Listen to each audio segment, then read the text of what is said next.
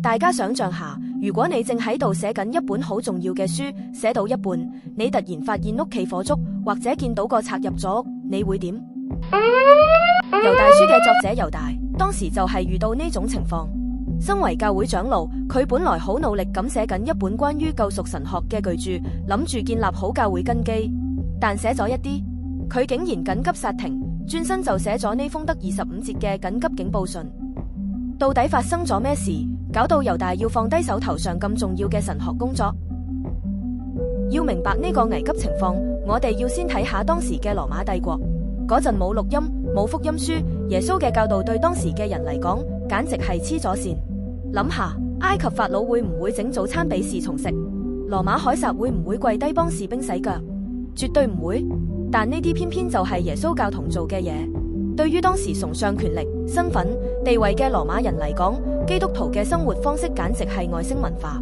所以當時好多人笑耶穌係 Curious Lord， 奇怪嘅主。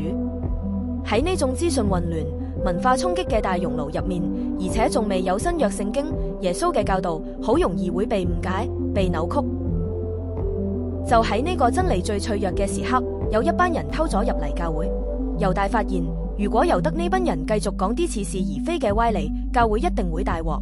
所以佢用咗全書2/3嘅篇幅，第5節到第19節，好似寫舉報信咁，拆穿呢班人嘅3大特徵。第一，唔虔誠。呢度講嘅唔係佢哋唔信神，而係毫無敬畏之心。想象下，有個人去參加喪禮，佢唔單止飲醉酒，仲喺現場大聲講鹹濕笑話，完全無視主人家嘅感受。呢班人喺教會就係咁，表面係信徒，內心卻對神、對信徒完全唔尊重。第二，將恩典變做放縱情慾嘅機會。呢點最吸引當時嘅羅馬人，因為希臘羅馬啲神根本唔理你嘅私生活。神話入面啲神周圍流種，唔負責任，先至有大力士、神奇女俠呢啲民間故事。當時羅馬男人周末去神廟飲酒，同啲廟妓開心下，收工去浴場同後生仔做下運動，係再正常不過嘅社交。呢班內鬼就係想將呢套只要拜神、私生活冇要求嘅邏輯帶入教會。佢哋話，既然神有恩典會赦免，咁我哋咪可以放膽犯罪咯。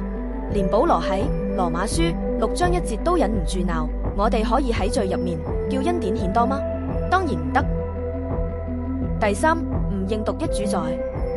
講到底，呢班人就係腦子最大，佢哋唔接受任何權威，唔覺得有任何嘢高得過自己嘅慾望。